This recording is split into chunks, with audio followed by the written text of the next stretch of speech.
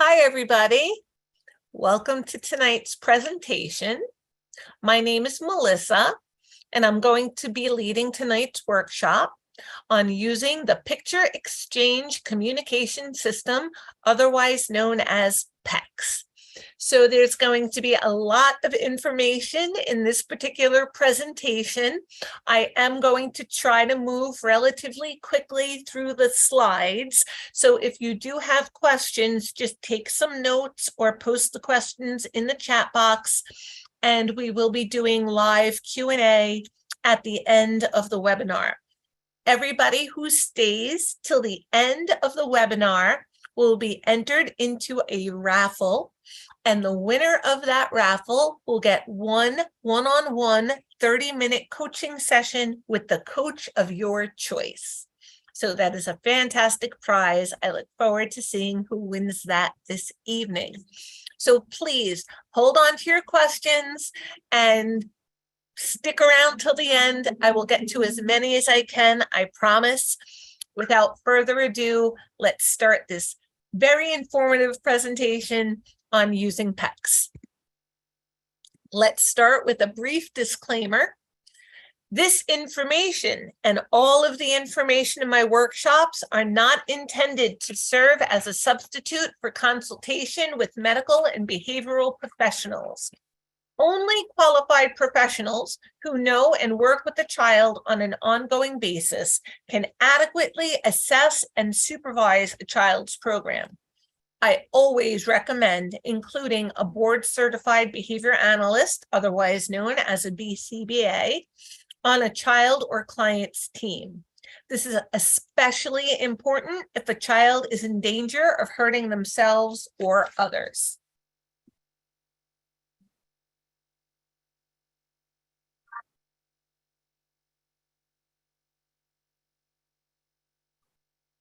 I remember when I got pregnant with my daughter, I felt so grateful and so blessed. And my life up until that point had been pretty rocky. I'd had a lot of bumps and bruises along the way, and I finally thought that I was turning a corner and God was blessing me with this beautiful gift of a child. And I was just, yes, finally something was going in my way. And then when she was born, she was just absolutely perfect. I had all of these dreams and expectations for her. I thought of all the things that I thought she was going to do.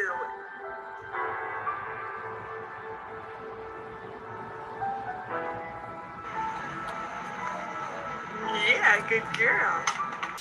Right after her first birthday, I started to notice her behavior change. She went from, saying map.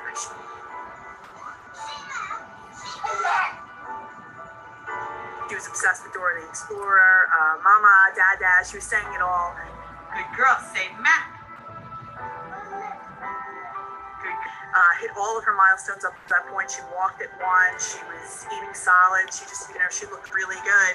And then I just remember her, it felt almost overnight or very quickly where her demeanor just changed. She went from this super happy baby to crying and tantruming, just frustrated all the time. And I remember saying to my mom one day during one of these tantrums, like, where did my happy baby go?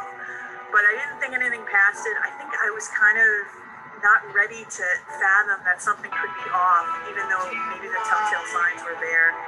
Try some Cheerios. You don't want Cheerios? Okay. Dressed. Honey, we gotta get dressed. Gotta get dressed, honey. Come on, time to get dressed. She started to lose the words that she had gained. She wasn't saying mama anymore. She wasn't saying map. She just seemed really disconnected from us. Instead of playing with her toys, she would take them, dump them all out of her toy box, and just start twisting them around in her hands needlessly with no intended purpose.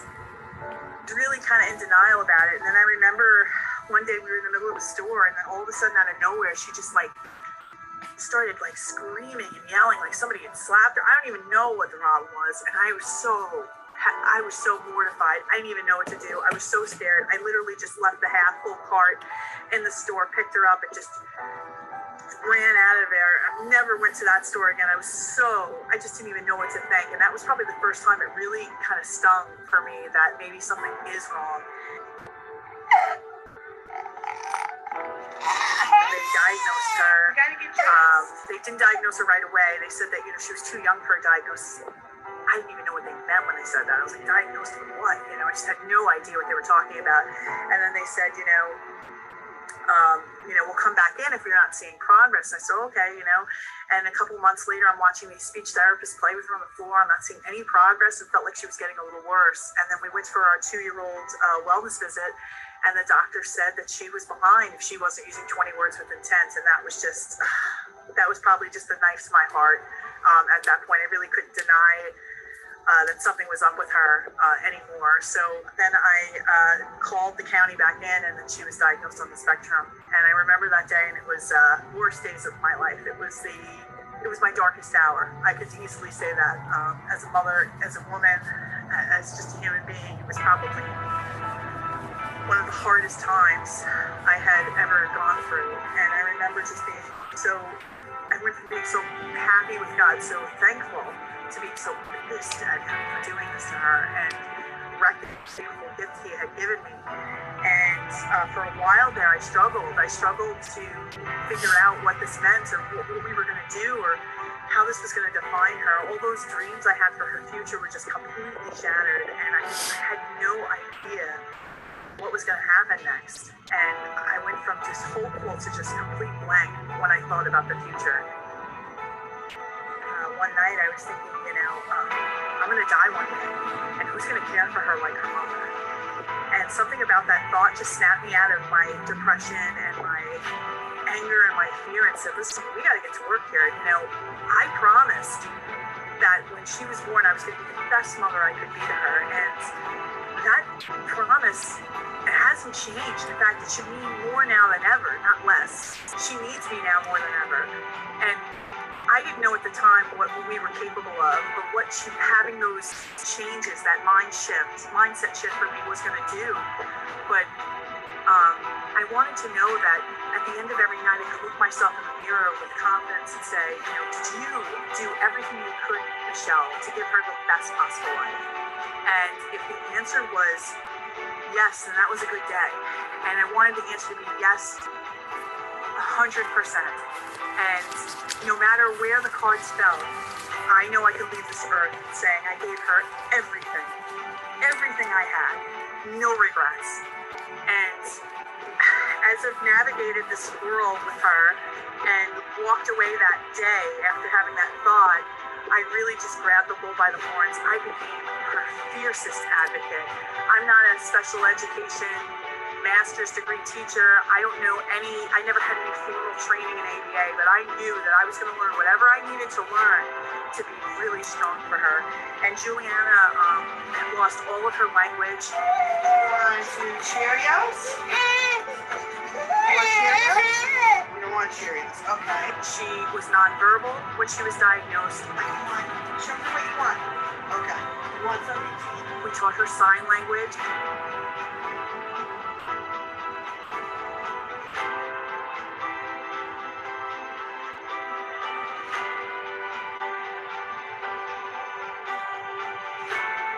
Show me.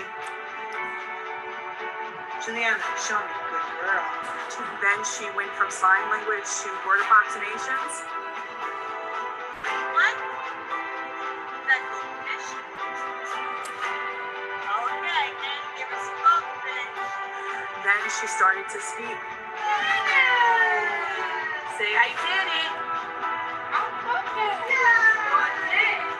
She went from the most restrictive preschool environment. She was in a 614, most restrictive preschool, special education preschool environment you could be. Your name is Diana. Good morning to you. Your name is Diana. And how do you do? Hi, Juliana. To now where she is almost 8 years old. She's in a second grade class in a gen ed school, integrated class with typical peers. She speaks beautifully now. What did you like about the troll experience? I like when they make me look like copies, and I like that they know like She has a personality. She has conversation skills. There's still things that we need to work on, but for the most part, her future went from black to now having possibilities. And none of that could have happened had I not kind of gotten out of my own way and really hit the ground running and started to take action for her. And I can't say that I could do that for every parent I coach, but what I can tell them is I will have them feeling like I did, looking myself in the mirror, you looking at yourself in the mirror and saying, I was everything I could be for her today. I have no regrets. And whatever happens, it happens. It's really for us as parents to know we fulfilled the duty that we promised when we had these children, which was to be the best versions of ourselves, to live, to raise these children. I've helped now hundreds of mothers, coach them one-on-one to do the same things I did, to help them to be strong, to help them to craft plans where we're seeing constant progress. This is what I want to do. I want to give you the chance that Juliana's had. I want to give you every opportunity to give your child that happiness. Dear Juliana, today you are with a day full of happiness. Spent with friends. Many good memories to meet again and great times. I hope you will never end. Happy birthday, love, Jane. Oh, I love that video. Every time we see it, I love a good happy ending. So the point of these workshops, and for what we're going to talk about at the end, our group training classes and our one-to-one accelerator program, is again to help you guys learn the skills that you need so you can do the same thing that Michelle did. So you guys can look yourselves in the mirror every night and say, I did everything I could. I gave 100%, and you can feel like it's a good day every day, like Michelle does too. And you can see the progress that Juliana has made through that video. So that's what we're here for, to give you a variety of different strategies for communication skills, for potty training, for behavior, for ADL, for all of these things that come up. So tonight, we're going to talk about using PECS, which is a communication system that uses visuals, and we're going to get into all of the details of that. I'm going to show you a couple of little videos, and for everybody who sticks around through the end of the presentation, we will do live Q&A, and then we will do our raffle at the very end to see who wins a one-on-one 30-minute coaching session with the coach of your choice. So let's talk a little bit about PECS. What is PECS? So PECS, or the Picture Exchange Communication System, it facilitates speech acquisition. So it helps your kids learn to speak. A lot of parents worry that PECS will prohibit their kids from speaking because it's easier to point to a picture or hand a picture than it might be to form the words. But through years and years and decades of research, what it's actually practically shown is that using PECS can help a nonverbal child develop vocal verbal speech, and can help kids that are just starting to speak, like emerging speakers. PECS can help get them to be more fluent speakers. And we're going to talk a lot about that tonight. With PECS, you do not use verbal prompts. So you build immediate initiation and you avoid prompt dependency. So you're not the one, you need two people to do PECS. You need a prompter and a communicative partner for the child to really do PECS the way it's intended. You need two people and the child. PECS starts with teaching a student to exchange a picture of something that they want with a communicative partner who immediately honors that request. So whoever it is, the child is speaking to, okay, they will hold up a picture or point to a picture or exchange a picture of what they want, and the person that they showed that picture to or handed that picture to will immediately give them access to that item that's represented by that picture. It increases social approach during play. It reduces behavior management targets, so it reduces maladaptive behavior. And it's easily understood by community and peers. One of the benefits of using sign language is that your hands are always with you. You don't have to look for a picture. You don't have to bring a book with you. You don't have to have your iPad or your iPhone at your disposal. All you have to do is use your hands and you can communicate what you want to communicate. The downside of using sign language is not everybody understands it. So if a child came up to you and started doing this, would you know that they were asking you for help? Probably not. Now, again, for many kids for whom we start with sign language as a beginning, the people in their environment will be fluent with the signs that the child is using. So the people that that child communicates most often with will also know the signs that the child is using. But beyond their immediate family or classroom situation, in the community, people might not understand what your child is trying to say. Like on the playground, it might not help them make friends if they're signing and not everybody else is. But with PECS, if you hand somebody a sentence strip or a picture of something, it's very clear what it is you're looking for. After the student learns to spontaneously request for a desired item, the system goes on to teach discrimination among symbols and then how to construct a simple sentence. So initially, it's just a picture or an icon that represents the item itself. If you want a cookie, it's a picture of a cookie. If you want milk, it's a picture of milk. If you want mom, it's a picture of mom. We're not worried about building a whole sentence. At the beginning phases of PECS, you just point to the picture you want, and it's one picture that represents an item, activity, or eventually action. Over time, we teach the child how to build a sentence, and we'll talk about the phases as we move through this presentation. Additionally, descriptive language concepts like size and shape, color, number, etc., are also taught so the student can make their message more specific. For example, not just ball, but I want the big yellow ball. Okay, so this is very individualizable. We want your child to be able to make whatever sentences and communicate whatever it is that they want to communicate in that moment. We don't want PECS to become just a giant choice book. So initially, it might start with just a bunch of items that your child wants, and they point to that picture and they get that item.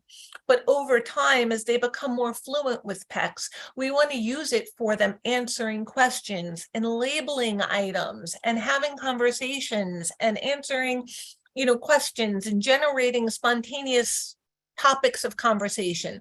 We want them to use it for more than just, I want a cookie.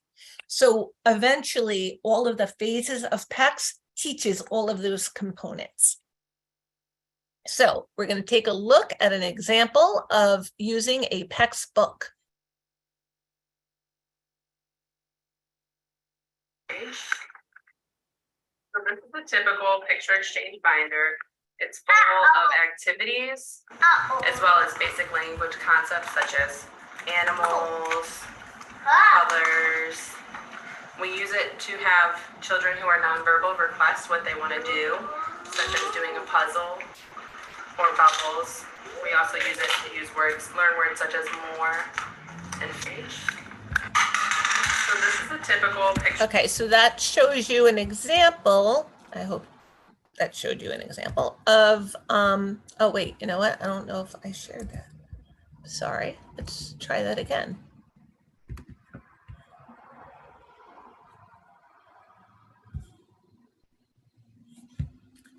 Sorry. Okay, let's try that now. I think now you might be able to see. Exchange binder. It's full of activities as Just well so as you can basic get a language visual. concepts such as animals, colors.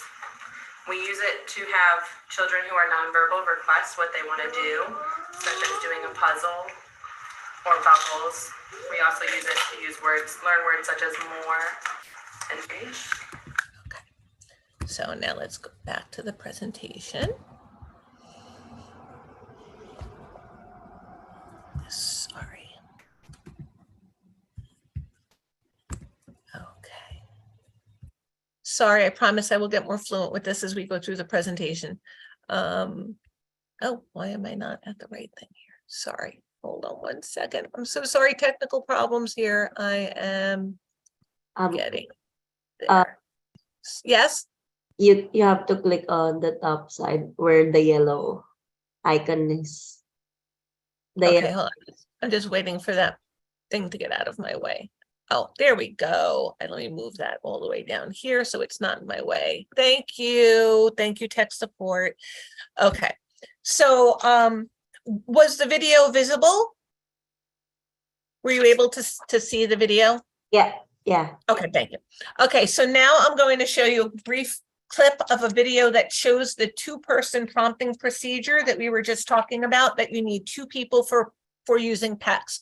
You need the person that's going to prompt the child what to do, and then you need the person with whom they're communicating. So that way you are not prompting your child to communicate with you. Somebody else is prompting them and they're communicating with you, or you're prompting them and they're communicating with someone else. So let me show you this.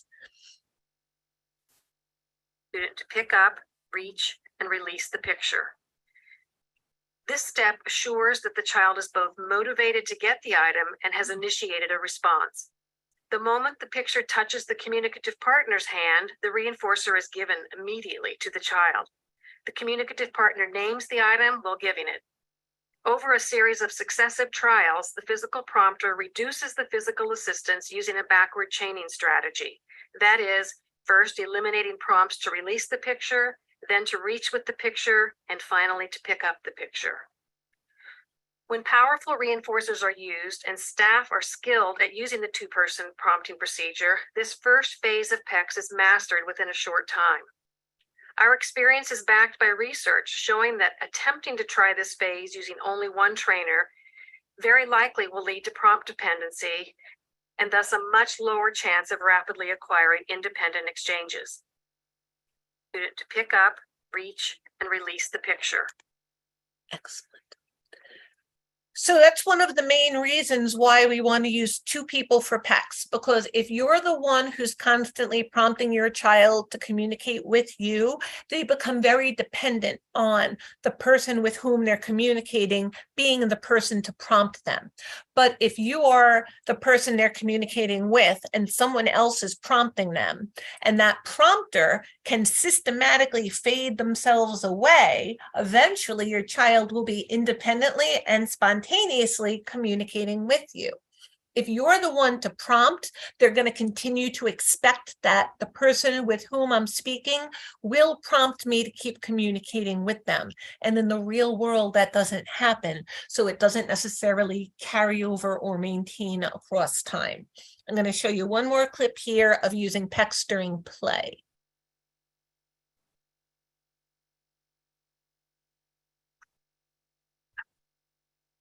Next. I want arm. My yellow arm or white arm? White arm.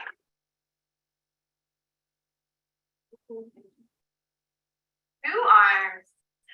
One arm. Two arms. Next.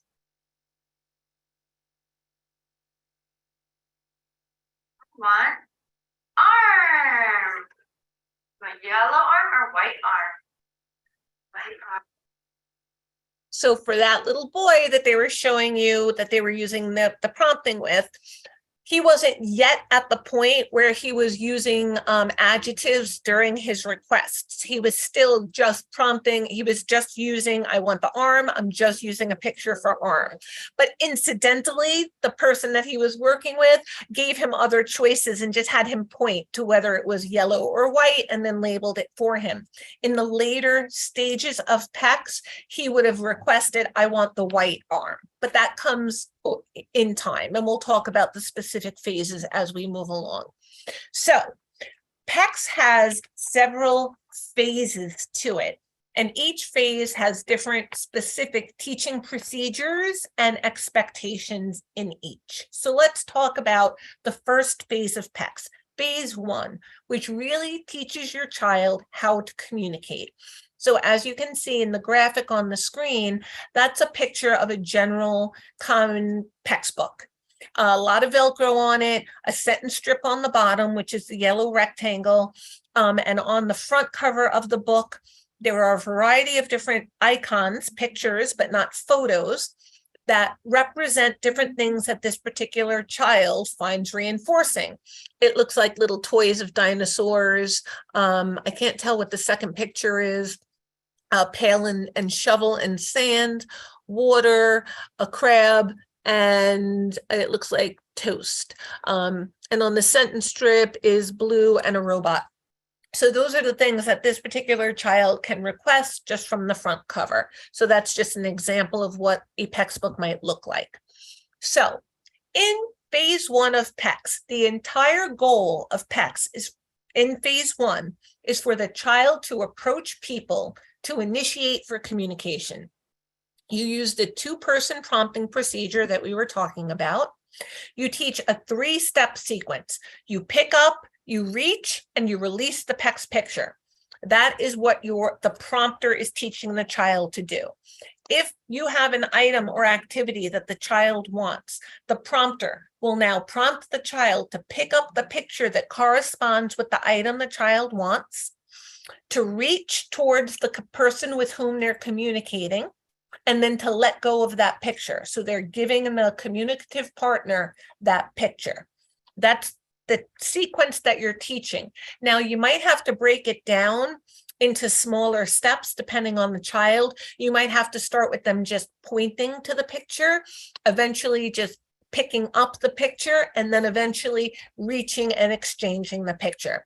So you can break it down to smaller steps, but the basic 3-step sequence is that you're going to teach the child, once you know what it is they want, and you can present 2 items and see what they reach for, and then prompt them to pick up that PECS picture, to reach to the communicative partner, to release the picture so that they're actually giving that picture to that person. Now, you're only going to use 1 picture at a time. There's no discrimination in phase 1. So if you are presenting the child with a cookie and a pencil, and you know the child loves cookies, you might only have a picture of the cookie on the front page of the book. So you're going to present them with an opportunity to request a cookie or some neutral item that they may not want, that you don't think that they want. Okay, or you don't present the neutral item. You present the picture of a cookie because you know your child will most likely accept a cookie if you give it to them. So a picture of the cookie on the front cover of the book. And now you're going to teach your child to pick up the picture of the cookie. The prompter is going to teach your child to pick up the picture of the cookie, to hand it to you, and to release it. And you don't have to worry that they're going to pick the wrong picture because there's only 1 picture on the front of the book, the cookie. If you're working on juice, then their only picture on the front of the book is juice. So it's errorless learning. Your child has no opportunity to make a mistake because there's only 1 picture to pick up. You just want to teach that exchange, that all we're asking you to do is pick up this picture, give it to the person across from you, and the person you give that picture to will give you the item represented by that picture. Let's take a look at an example on video.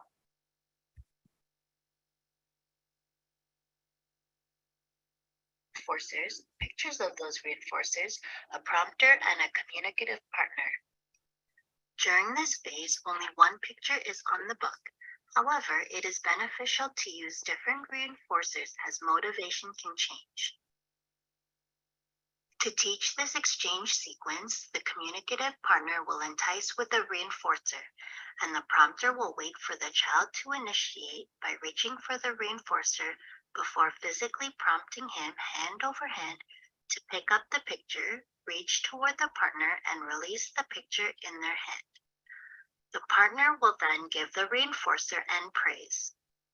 The prompter will then gradually reduce the prompting until the child can independently exchange the picture.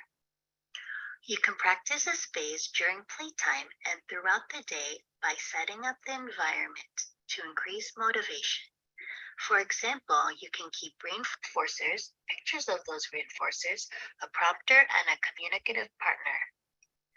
During this phase, Okay, so as you can see, during this phase, there was only one picture on the book. So you could also see that you don't need two people forever. You only need two people until the child learns to make that exchange. Then if you have the book in front of the child, he'll learn that he can pick up the picture he wants and exchange it to the person who's within arm's reach.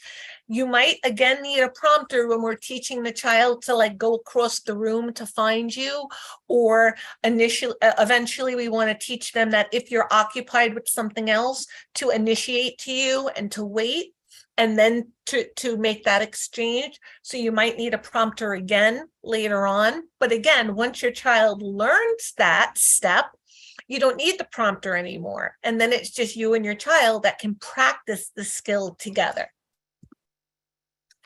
Let's talk about phase 2, which teaches what I was just talking about, which is distance and persistence.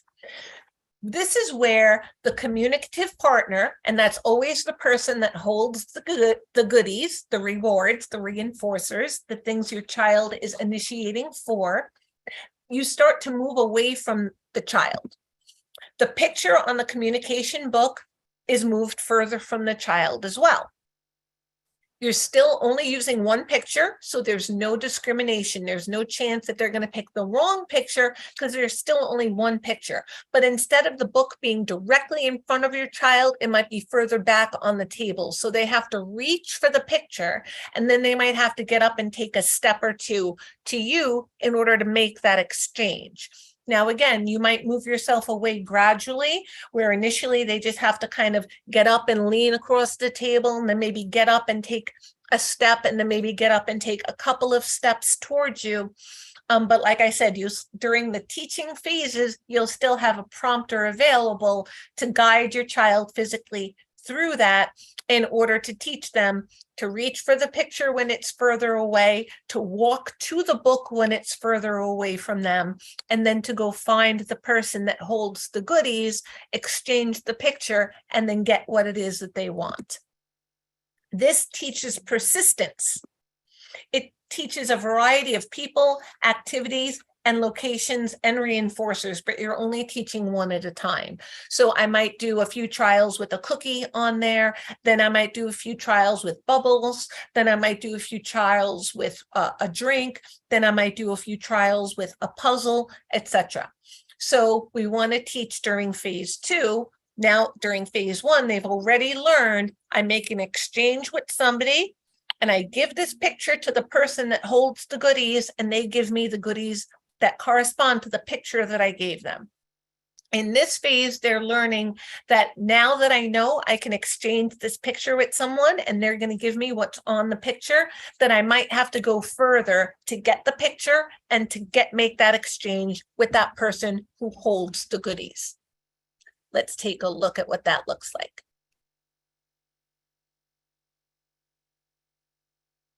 reinforcers in sight but out of reach. Once the child learns how to exchange the picture, phase 2 will teach him to travel different distances to his book and to his partner, and also through obstacles.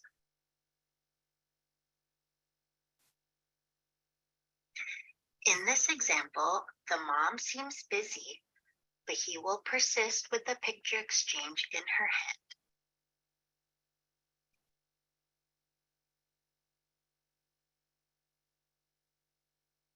Reinforcers in sight but out of reach. So as she mentioned, the mom seemed busy because we're teaching both distance and persistence. So we want to teach your child, not only might they have to go a certain distance to get their picture and then a certain distance to go to the person who holds all the goodies, but if the person who holds all the goodies is busy, now what do? I can initiate to them, I can tap them, I can get their attention in some way. I can wait if they're talking to someone else, but this is the time to teach those strategies because again, in the real world, the person who holds all the goodies might not be at your disposal the second that you want those goodies from that person who holds them. Now, let's talk about phase 3. Phase 3 is broken up into 2 segments, phase 3A and phase 3B. Let's talk about phase 3A. Now, this is where we start to include a simple discrimination, because again, in the real world, eventually we want your child to be able to flip through a book filled with pictures, with each different color page representing maybe a different category, where maybe all the blue pages are food, and all the white pages are drinks, and all the green pages are sensory toys, and all the purple pages are outside activity toys, and all the orange pages are actions, and all the pink pages are people. And that way they can flip through the book and make a long sentence about exactly what they want, who they want, what they want you to do, etc. But when we start teaching, we only have one picture, so there's no way to make a mistake. Now that they've already started to learn the concept of PECS, it's not so fragile that making an error is going to be so punishing that they're not even going to want to try anymore. Like at this point, they have it, they understand it, and it's fun, and it gets them stuff. So now we can raise the bar a little tiny bit by requiring a discrimination.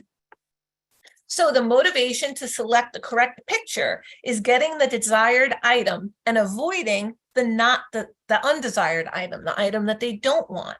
So when you're starting with phase 3A, my recommendation is to start where one picture is a highly motivating item and the other picture is a picture of something the child doesn't want. It could be a blank picture, it could be a blurry picture, it could be a picture of something neutral like socks in this example versus bouncing on a ball. It could be a picture of something neutral or, like I said, a blank or blurry picture. But we want the idea that even though there are 2 pictures here, one represents something you want right now and the other doesn't. So that way your child has to really look and see which picture they want.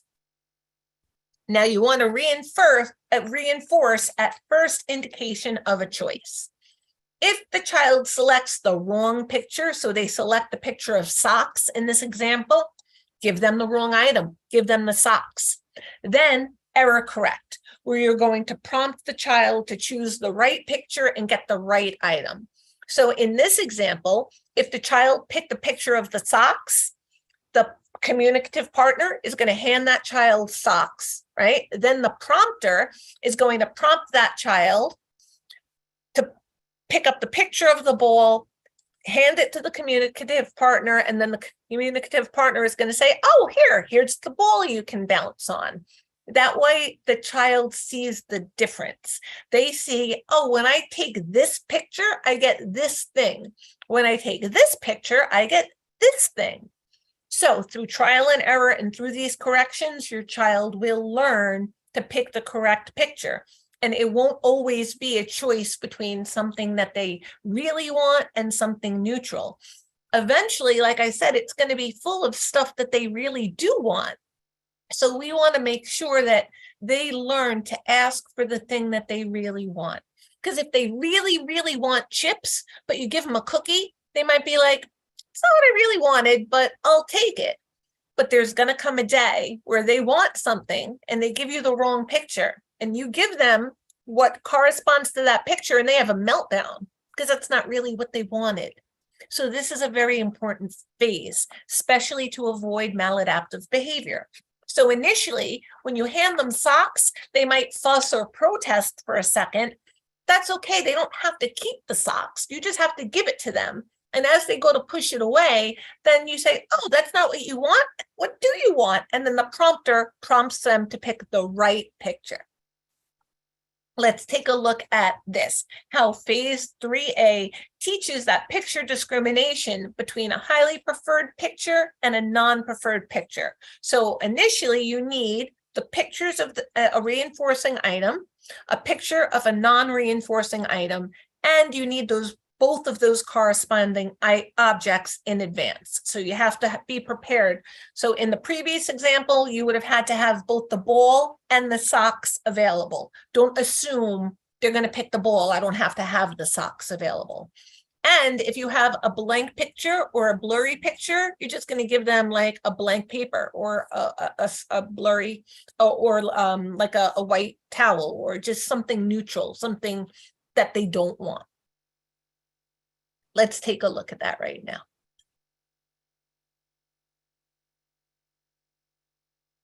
Phase 3A will teach picture discrimination between a highly preferred reinforcer and a non-preferred item, also called a distractor. Both pictures will be on the book at the same time. If the child exchanges the distractor picture, the partner will give the distractor item and then proceed with the error correction. Prompt the child to exchange the preferred picture, then ask the child to perform an unrelated task. If the child continues to exchange the distractor icon, consider changing the distractor icon to a blank or faint picture, or you can consider using larger pictures. Phase 3A will teach picture discrimination between a highly Okay, so I do see somebody raise their hand. Please hold on to your questions because at the end, we're going to do live Q&A, and I'm going to look at any questions that are posted in the chat box or posted in the Q&A box. So you can either type your question in there to make sure I see it at the end, or just wait till the end and raise your hand again, and I will definitely answer your question. I just don't want you to think I didn't see you. We just do all the questions at the end because things in the presentation might end up answering that question for you. So now let's talk about phase 3B. Once your child is reliable at the phase that you're teaching, so when you're teaching phase 1, once they're reliably making that exchange, they're picking up the picture, handing it to you and releasing it, and they're doing that just about every time without the prompter helping them, then you're ready to move to phase 2, where they have to increase that distance and that persistence. Once they are going a distance to get the picture and to the person that holds the goodies, and they're persisting if the person who holds the goodies is busy, and they're doing that just about every time, then you're ready to move to phase 3A, where you put that discrimination of the preferred and the not preferred item in place. Once they are reliably picking the right picture, not the distractor picture, and once they're picking it without the prompter helping them just about every time, then you're ready to move to phase 3B, where there's a conditional discrimination. Now, this means it's a discrimination or a choice between two equally reinforcing items. So it's both pictures of things that your child may really want. Your child loves both the bubbles and the balloon, and now you're going to put both things there. You want to conduct correspondence checks. So you want to make sure that they're selecting the right picture, that they're actually asking for the item and then getting the item that they expected to get when they initiated the exchange. So the way you do this is you have the two items. So in this case, I would have the bubbles and the balloon. I would have control of them, but I might have them like in my hand. The child picks whichever picture they want. So they pick the picture of the bubbles. I now put both the bubbles and the balloon on the table and I say, okay, take it.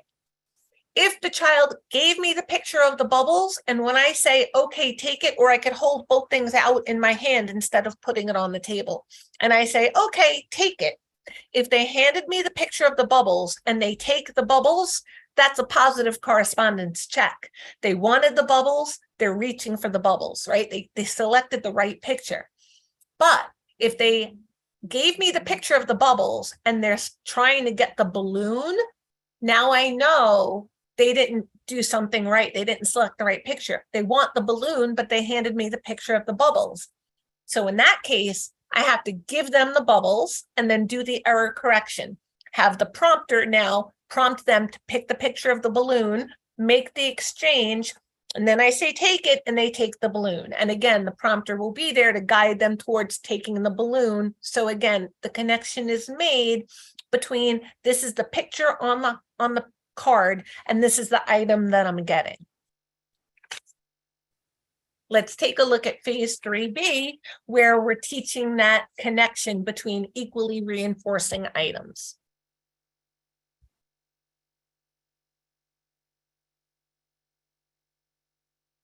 Phase 3B teaches picture discrimination between two reinforcers. You will need a tray to hold both reinforcers. In order to check if what he asks for is the item he wants, we do a correspondence check.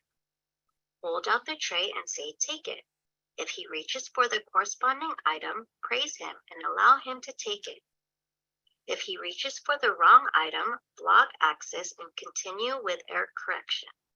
Prompt the picture exchange of the item he reaches for. Ask him to perform an action and then allow him to exchange the picture again. And do another correspondence check.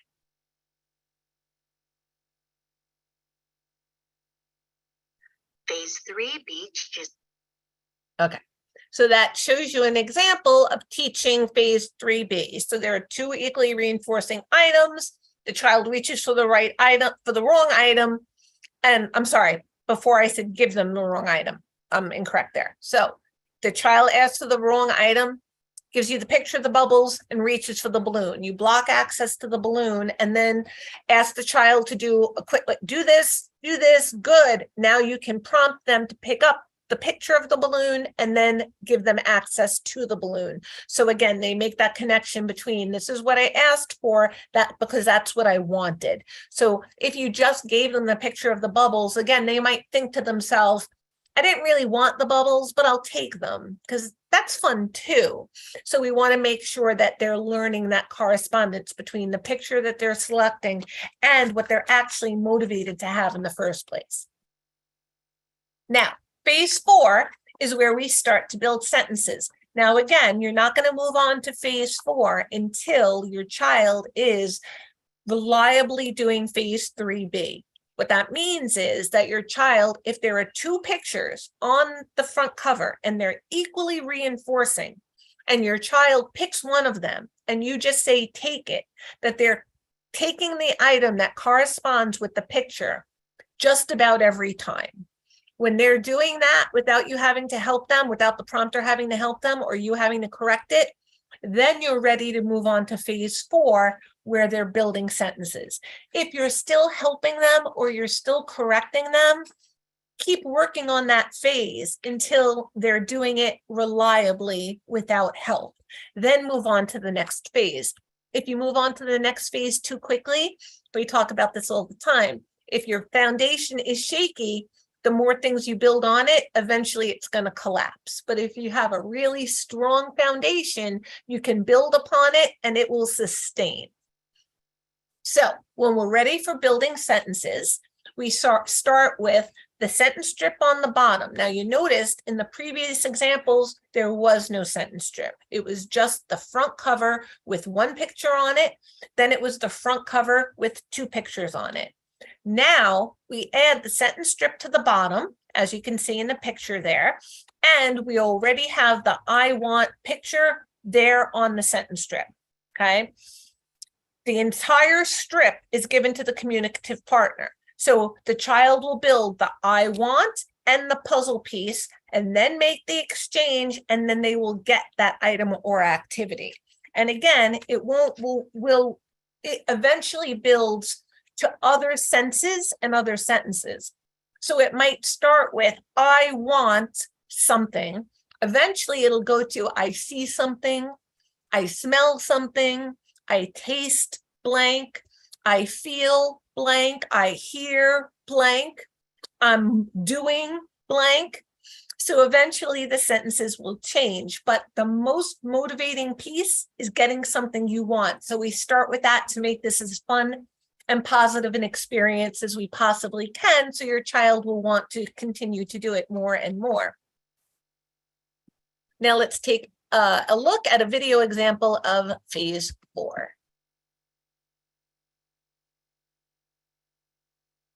I've been getting paid $1,000 a month, if not more, just from this app on my phone. And I don't know if you can see this, but it's called Audible. Right.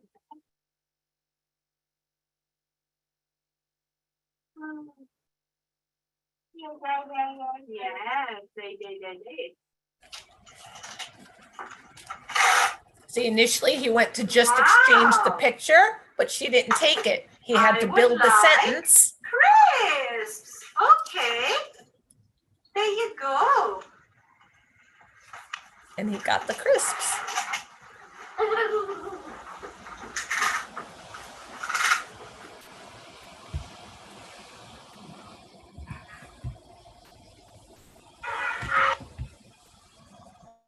Okay, so as you can see in that example, when the child, because that's what he was used to doing independently, was just exchanging one picture, but the communicative partner didn't take it. So he went right back to the book, made the sentence, put the thing he wanted on the sentence strip, and then brought the whole sentence strip over. And then the communicative partner says, labels what it is that the child wants. In all of those other phases, you can label what it is the child wants. So if they're exchanging a picture of the cookie, you can say cookie, and then give it to the child. When they're making the sentence, you want to, again, say the whole sentence. So, oh, I want crisps. Sure, you can have crisps as you're giving them the crisp. So you always want to model what it is that the child has just initiated to you, because that helps build their language later, but we'll talk about that.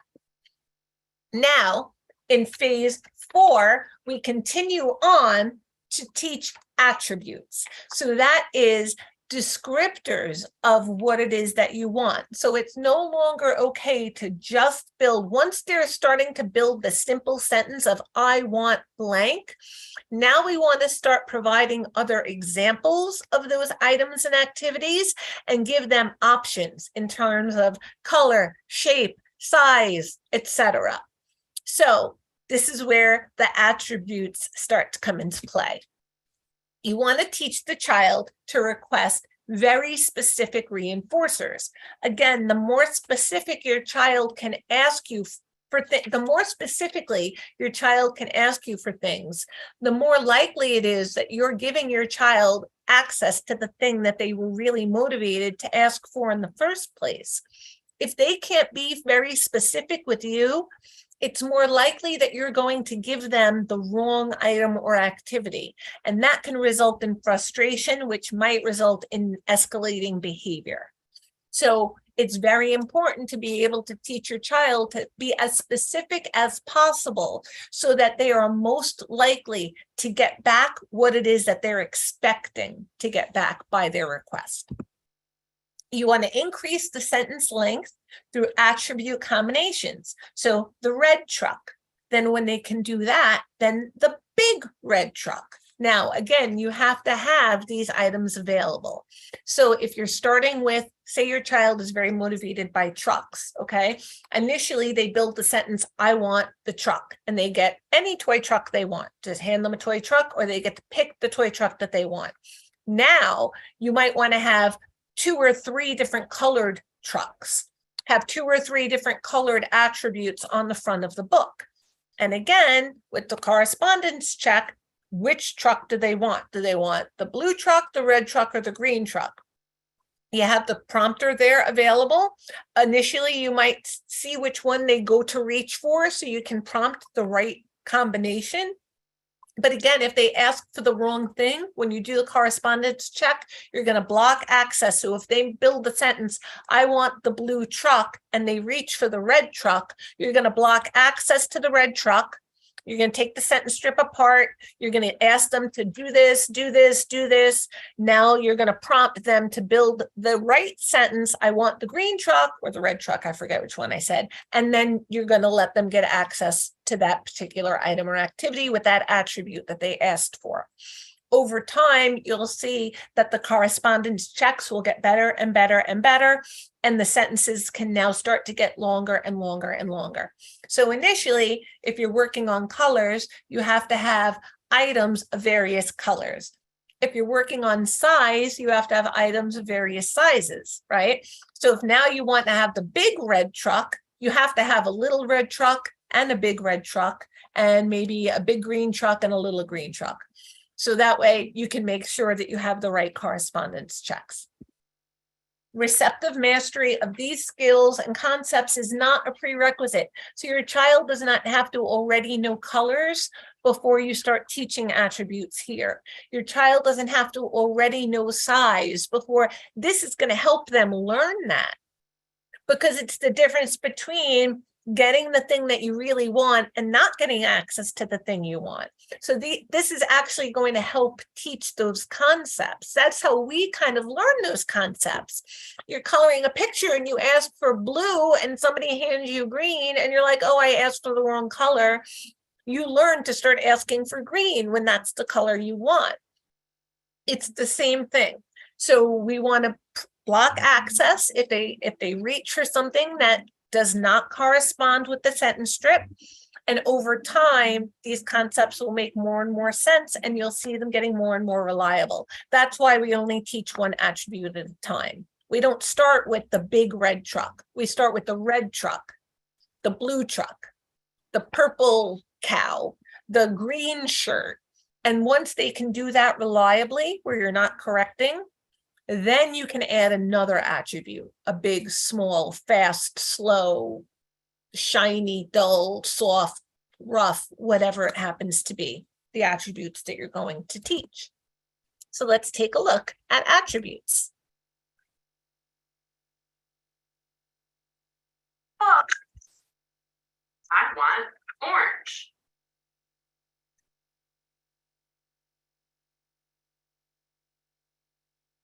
Which one's next? Red. I want red. What color is that? Huh? Red. Oh. I want orange.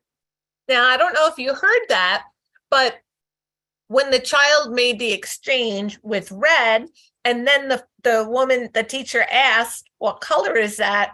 He verbally said red. She would have accepted him pointing to the color red, but he verbally said red because she's been modeling it all this time. And over time of using PECS and this being this positive experience for your child, and them seeing that the more specific they are, the more likely they are to get the thing that they were expecting in the first place, they're going to be more likely to imitate that verbal model that you're providing, where every time they make an exchange, you label what that sentence strip says. Over time, you'll see your child starting to approximate and eventually imitate what it is you're saying. Eventually, you can require that, but initially, it's just the exchange part. We want to teach your child that communicating with other people is important. Communicating with other people gets me stuff.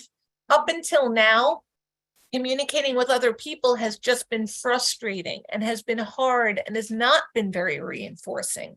So initially, yeah, we are starting with a very easy modality, picking up and handing a picture and letting go of it. That's not as hard as making all of the movements and musculature and air and nerves that you need to do in order to make verbal speech. But once your child learns that communicating with other people is fun and purposeful and gets me stuff, now there's a reason to try and do something that's hard or that has been frustrating in the past. But now I'm willing to put in a little more effort because I see the point to it now. Now let's look at phase 5, answering what do you want? If you've noticed, in all of the other phases, we have not asked the child, what do you want? We're teaching them to initiate. We're teaching them to tell us what we want without waiting for someone to ask you a question, because there are going to be times somebody's not going to say, what do you want? And your child's going to want something. So we don't want them to get frustrated and to have an episode of behavior before somebody asks, what do you want? We also don't want to start off teaching with that question, because we want to teach your child that you don't have to wait for someone to ask you. if you want something. If you want something, you can just tell somebody that you want something and they'll help you. So now that this whole exchange has been established, now that your child is fluent all the way up through stage 4, where they're able to use multiple attributes without you correcting them most of the time, and now you can start building questions. What do you want? This leads to commenting, and it maintains that spontaneity. So if you are now saying, oh, what do you want, right? Now the child can have this exchange back and forth with you, a verbal exchange that's not only about what it is that they're getting. So there's more interaction involved here. And like I said, it teaches the child to answer a WH question. Eventually, we're going to build in more WH questions. So instead of what do you want, what do you see? What do you hear? What do you taste? What do you feel? What are you doing? But initially, we're just starting with what do you want? Because again, that's more motivating than those other questions.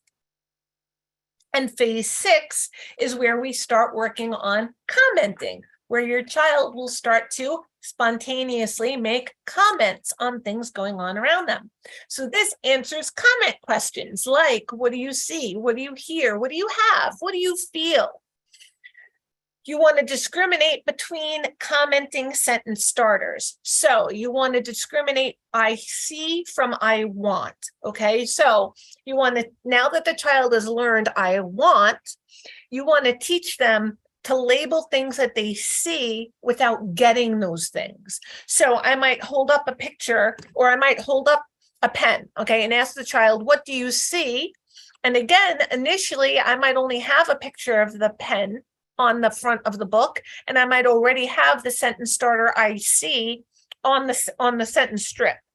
And as the child makes that sentence, and I go, oh, you see the pen, they're not going to get access to the pen. Now I can put the pictures on the front of things that they want. And I can say, oh, good, you labeled, that's right, you do see the pen. What do you want? And now they can initiate for something that they want, that they get as a reward. Or if you're using a token system, when they label the pen, when they say that they see the pen, then you can give them a token, and they have to earn a couple of tokens, and then they get to make a choice for what it is that they want to exchange those tokens for, right? You can also like counting. So we're reading a book and we're counting 1, 2, 3, 4, and here I have the numbers here, right? So we can touch each item, count the items, and then point to the number 4, and then have the child correspond match the corresponding number 4 here as well. So again, it teaches commenting. So how many barrels do you see? Oh, you do see 4. And again, you might have the I see available initially. Because if you have I see and I want, the child might be more likely to ask for the I want, because again, it's more motivating to get something you want. So you'll add those sentence starters, you'll start to discriminate those, but I would start with like I see versus I hear versus I touch or I feel, I taste versus I feel, before you start mixing in I want with those other options. Otherwise, you're just going to get a lot of I want. And as I said before, we don't want the PECS book to just be a giant choice book. We want this to be your child's voice, to help them build spontaneous language, to learn language concepts that will help them communicate better with the people in their environment. So let's talk a little bit more about text to speech. The child will let us know when they're ready to start incorporating speech into PECS. And they'll know that because you'll answer these questions. Are they using spoken vocabulary? Are they using approximations when they make an exchange? So when you say cookie, are they approximating cookie? Are they imitating you? Or are they saying cookie? Or are they approximating the imitation of cookie? If they're doing either one of those things, they're ready to start speaking during the PECS exchange. If they're not even trying to imitate you yet, they're not ready. Just give it time. They will. Give it time. They will. We've been using PECS for a very, very, very, very long time already. We've been using PECS for decades. If it did not help kids develop speech, we would market it as, or we would recommend it as only an augmentative system. We wouldn't say it helps kids develop speech, but it really, truly does. So when your child starts to approximate or starts to imitate you, now you know that they're ready to start incorporating speech into using the PECS.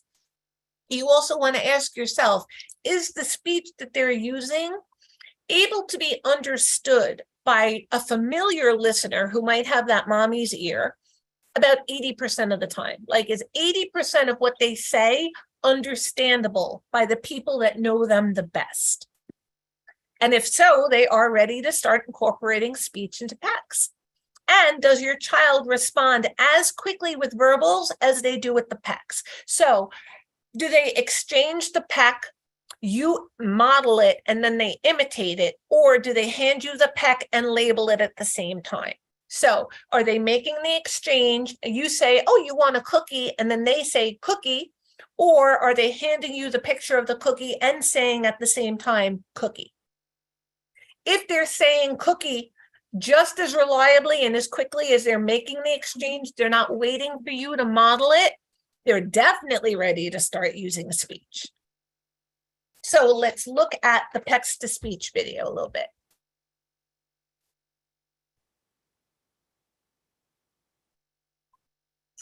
Where's the horse? Horse. These big pictures has also helped to find his voice a little bit. What animal's next? What is this? Pig, he says, oink, oink. Where's the pig? Oink, oink. Where's the horse? Okay, so you saw that, right? Even when she wasn't expecting him to make the verbalization, he did. This was the same little boy that we saw say red before, when again, he could have just pointed to the PECS of red. So this really does help kids that have no language develop language. Now, let's talk about some misconceptions of PECS. These are some of the reasons why people don't use PECS, even though it could have been really, really helpful for them, well, for their child.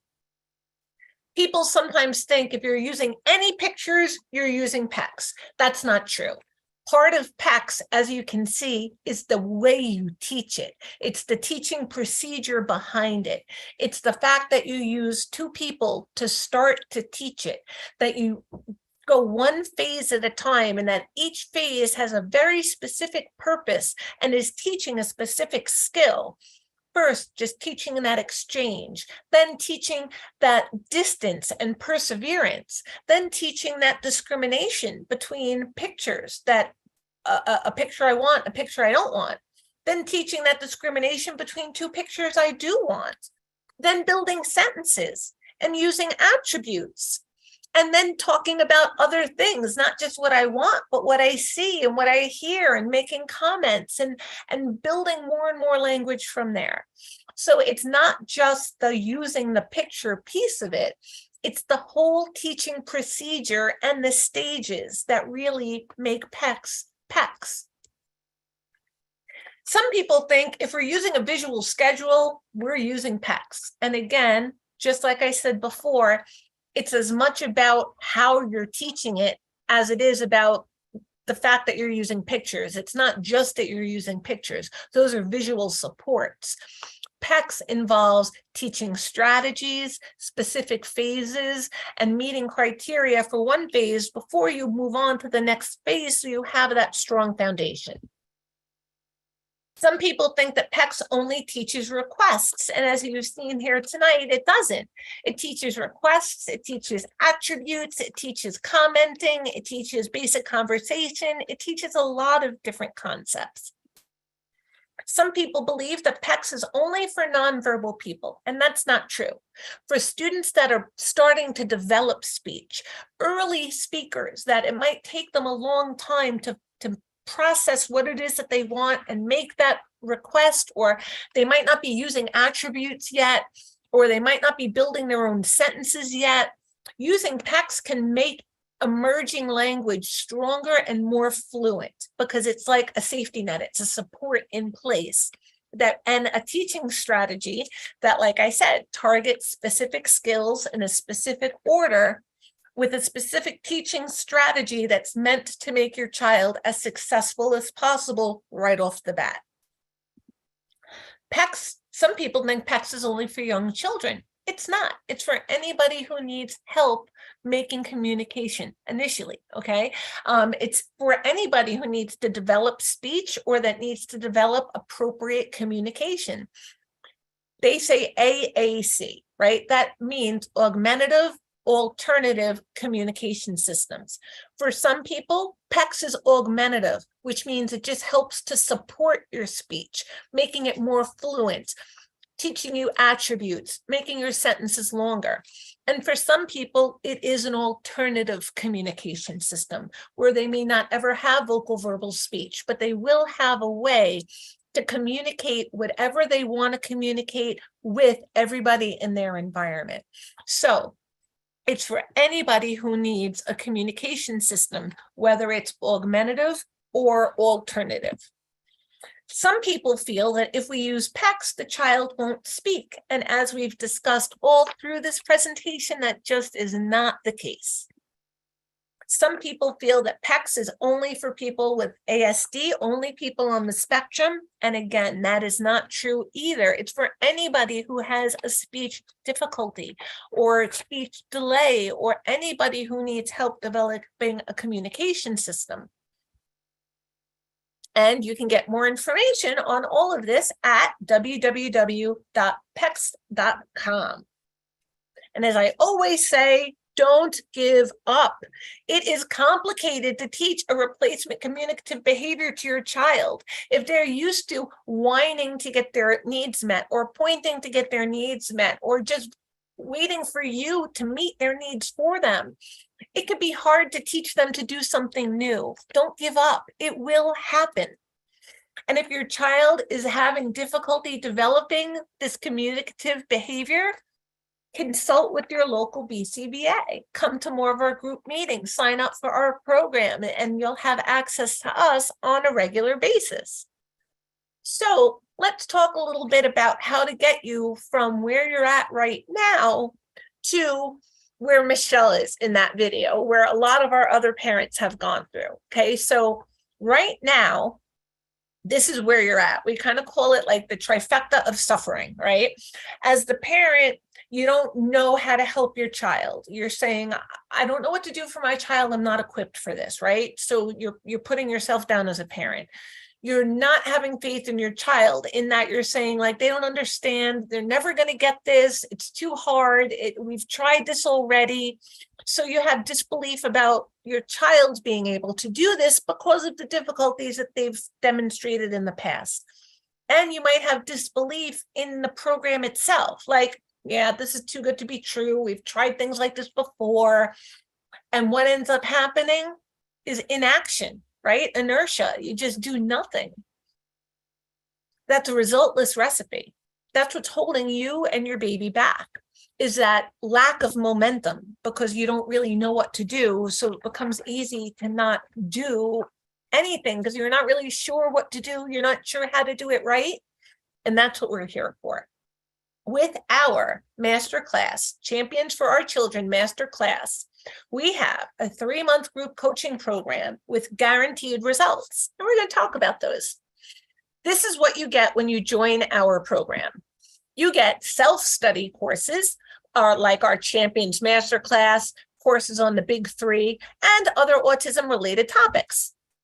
You also get 3 weekly live group coaching calls where you get to learn from the experts, just like we were doing tonight. But you get 3 of those a week in our program. You get Michelle, who's the jack of all trades. She will craft out a personalized plan for your baby. We have Stella, who's our mindset coach, to keep your mindset in a place where you stay focused and determined and motivated and positive to help your baby. We have our BCBAs, myself, Armando, and Stacy. We will teach you how to get your child to do all of these skills, and we'll teach you the effective strategies, the ABA strategies that will help them learn. You'll also get monthly calls with our specialists, both a registered dietitian and we have a speech language pathologist, and you will get a monthly call with those specialists. You'll also have access to a private Facebook community where you'll never feel alone again. You post what you need and you get what you need. And you get a weekly newsletter for scheduled calls. All courses and call recordings are located in your membership portal, so you have lifetime access. So at any point in the future, you can go back and review any of the materials that you need to at any time you need to in the future. Now, let's talk about our three main components of our program. The first main component is the education, right? So we want to give you a base knowledge to work from. That's that self-study course that you get access for life. You'll get all about you, that gets you into champion mode, all about your child, getting them into a forward momentum and keeping them there. So there is no more regression. Maybe you're thinking, I could do this by myself. Could you leave today, take this recording and do it alone? Well, you could, but what would it be like to do this with a team of experts that are there to help you every step of the way and to guide you to guaranteed results? A study was done that autism parents experience trauma similar to that of combat soldiers. Asking for help isn't a weakness, it's a gift to give yourself and your family and your child. If you decide to go it alone, ask yourself, when life is hard and throwing us a curveball, things don't go as planned with potty training or communication strategies, or I have family issues, I change jobs, I move, am I strong enough to do this by myself, get myself motivated and stay on track? Or am I going to get frustrated? Am I going to half-ass the process? Am I going to put myself down and say, like, I should be doing this better, I should be doing more, but I'm not doing anything in the bottom line to really get that forward momentum going? Our second pillar is coaching. Our 3 weekly Zoom live coaching calls with our team. So again, as I mentioned before, Coach Michelle, who is your one-stop shop for all your needs.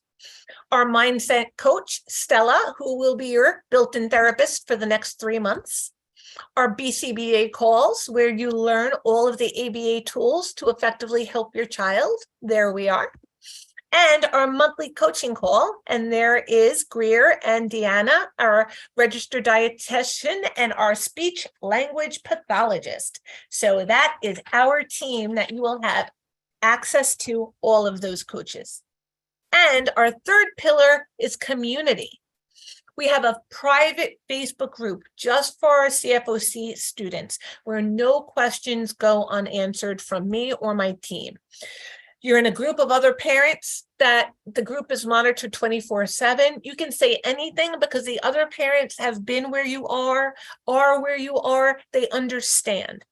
You don't have to wait a week. So say as an example, you participate in one of our group weekly calls and you listen to a BCBA, give you some of the strategies for safe prompting. Now there's not going to be another group call by a BCBA until the next week, okay? But you want to start using those strategies, so you start using them and now you have questions. Or a curveball came your way and you're not sure how to handle it. Something came up that you didn't even think to ask during the group call. You can go right on the Facebook group, post that question, and you will get that answer right away so you can apply the answer. Let us know how it goes. And if you have more questions, you can ask them on the Facebook group again. So when you come back to the next call, you're already a few steps ahead. You can now say, well, I tried this and I did this and this is what happened and where should we go next? Otherwise, you're waiting a whole week for that call just to get that first recommendation, that first suggestion. So why come into our program? Every child on the spectrum is unique, and your program should be flexible and bend enough to meet that uniqueness with personalized strategies. You need to learn that potty training is 1,000% possible. Your child does not need to be verbal. Your child does not need to be mildly autistic. You can feel confident as a parent like you were before the diagnosis because you'll become fluent in their language of their behavior. All of their behavior is trying to tell you something. We will help translate that for you so you can then teach them our language so they can communicate with everybody. You will start to reconnect to your child because that communication is finally in place. We're going to get to the root level of your child's problem behaviors and treat it, not just treat a symptom. We're going to figure out the cause from the root to get those behaviors to happen minimally to zero. We're going to teach you how to live your life again, how to show up for an IEP meeting, a holiday party, plan a vacation, and just be a family. When life happens, we will help get you back on track. If a regression happens, we will tell you exactly how to handle it so it won't happen again. You're going to learn, we're all going to learn from trial and error rather than quitting on our kids. The only true fail is quitting. We're going to teach you how to build that champion mindset so you no longer have to worry about autism every minute of every day, and you'll get your independence back too. And we guarantee our results. So, for today only, we have a bonus special. And I believe this today only goes till Saturday, but today only, bonus special. You will get 2 20-minute private sessions with Michelle and 2 20-minute private sessions with any of the BCBA coaches. This is an additional bonus only available today. If you sign up on Monday, you'll get all the other things our program offers, but you won't get these additional 20-minute one-on-one sessions. 2 with Michelle and 2 with a BCBA of your choice. Like, that is worth the price of admission right there. Another today only bonus. You will get 5 months instead of 3. So almost double your investment right there.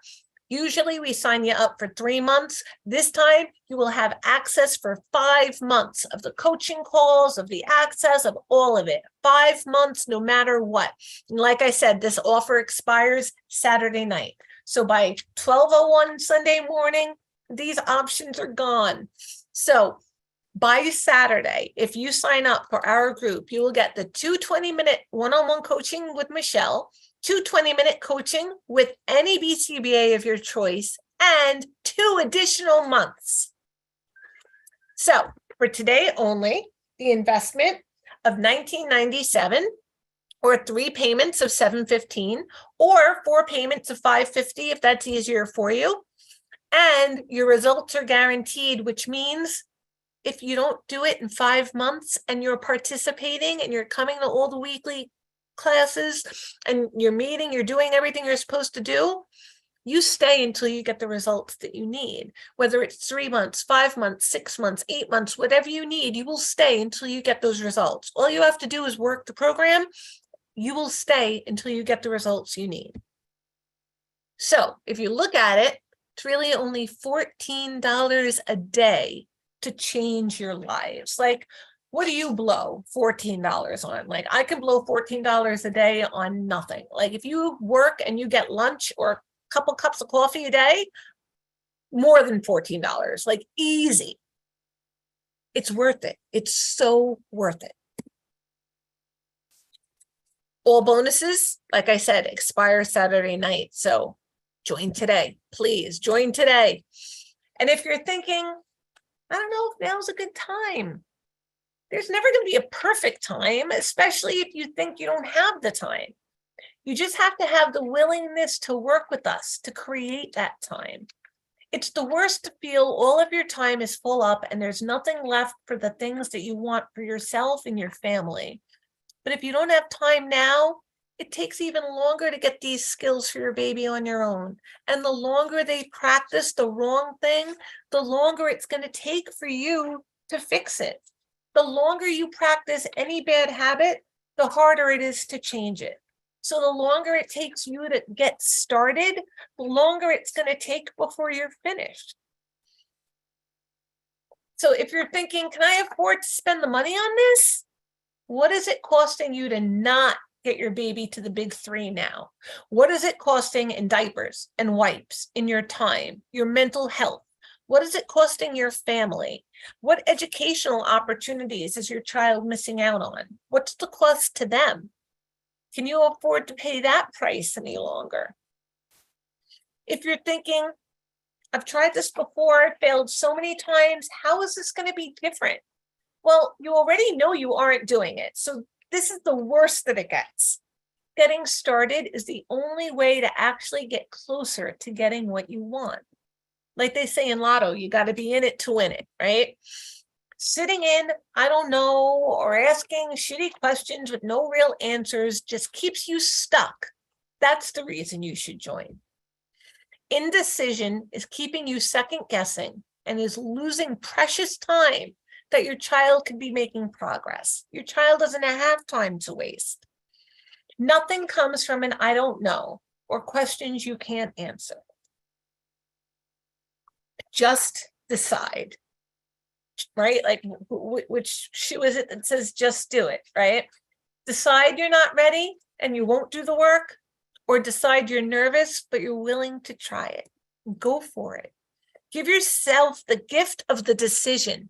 Honor yourself and your child right now, whether you work with me or not, but give the gift of a decision. Like, make a decision. I'm going to do this or I'm not going to do this. This is dominating. If this is dominating you day and night, then join us. If there's something in you that identifies with what we've taught today and it makes sense, take that leap of faith and join us. So, like I said, for today only, all those bonuses will go away after Saturday night. So go to the chat box, click the link, and enroll. Let's hear from some of our families that we have worked with and how they feel about their decision to join us in the program. So I guess I wanted to start asking you, what were your biggest struggles prior to joining the program? You know, I was going around and looking for organizations. I was looking for help. So I started looking up online and I'm like, I really need somebody who's been through. There's no access to any kind of services over here in Ireland. Googling stuff and trying to find something. I joined because I have a 3-year-old autistic son. So I knew I had to do something that I didn't know what to do. Everything seemed to be waitlisted or just not available. To break it down to him, I had to have somebody break it down to me. And that really got me worried. It got my husband worried and thinking, okay, we need to speak to their PD. I think my biggest struggle was understanding their potential. I actually didn't know, like I was kind of relying on just the speech therapist. I came in just feeling very helpless, very confused. What can I do now that I haven't already done? You know, what would be the harm? What can I lose? Before participating, we weren't making as much progress. It was slow progress. I believe that I found you on Instagram. She is very turned off by a lot of doctors and therapists and things. I went back and forth and I'm like, she's going to start ABA therapy on this day, and I told them that was my #1 goal. As everyone would be, I was a little skeptical because of how many times I have tried with Alexander. On one end, I'm hearing, okay, she's, autistic and, you qualify for a lot of services. And when I go and try to inquire about, we can't service her. All right, so now, I guess, where are you now? You and your child, now that you've joined the program? They're doing really, really well. Doing really, really well. I think their ABA program here is wonderful. We got very lucky with that. One word here or there, what it was that he wanted, but not necessarily saying I want. It would be apple or this or that, and that has totally blossomed. And now following like what the BCBA said, which is starting really small. Okay, so where I am now is where I kind of know that I'm in charge. The changes in him in less than 2 months, I think I've been like 6 weeks, are miraculous. The behaviors are decreased. The stimming has decreased. The listening to directions has increased. The language has increased. You know, I just, you know, set those goals for myself and cross them off and you know, and once I did that for me, turn my focus 100%, and you know, and then I was able to get the work done. You helped me formulate the confidence in myself to realize I'm ready to really go for it. I would not have gotten through it. It went so much better than I ever could have imagined. You know, I started listening to tips for Michelle. He's doing so much better. More eye contact for sure. We're working on talking, on saying some words. Yeah, it went really well. Like again, the tips you guys gave me. It doesn't seem like this big impossible thing. I just been given something so precious. He's more verbal, right direction, and I'm so happy to be part of this group. We never in a million years thought that it would happen this early. He's making a lot more sounds. He's now at that point where he's no longer frustrated, since you and all of the teachers have given me all of the ideas and the strategies. You know, we all want our children to succeed, and it's just been wonderful. Would you recommend our program to any moms or dads that are going through this right now? Absolutely. Absolutely. So yeah, I would definitely prefer anyone to this. Yes, definitely. You guys need to do this program. It'll change you guys and your child's life tremendously. 100%. I do recommend it. You learn something new. I would definitely suggest to go through this program for at least first 4 to 6 months. This program has allowed that, and I'm really grateful for that. Take this course, you know, do the one-on-ones, listen and absorb everything that this team has to offer. You guys have a gift. And you're sharing it, and that's amazing. So I will recommend you to anybody, whoever is out there. It's been really great. It's been really great. And this is going to help you. You can learn through other parents' experiences. Just do it. Don't hold back. Just go all in with your daughter or your son, and I promise you will definitely see results.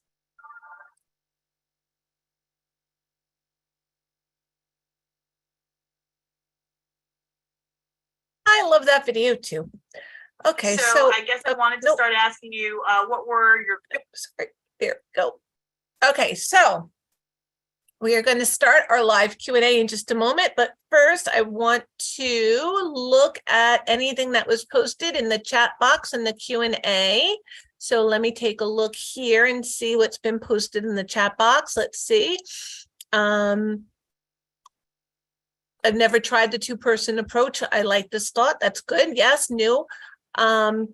What if the child doesn't realize what the pictures are they not ready to do PECS? No, the child does not have to have those prerequisite skills. Actually, using the PECS will help your child learn that picture-object correspondence and object-picture correspondence. They'll learn through that repetition of, this picture looks like this thing, and when I hand you this picture, I get this thing. So they'll learn it through the teaching procedure. So they don't need to have those prerequisite skills. The only prerequisite skills they need are the ones that we discussed at the very beginning, which include,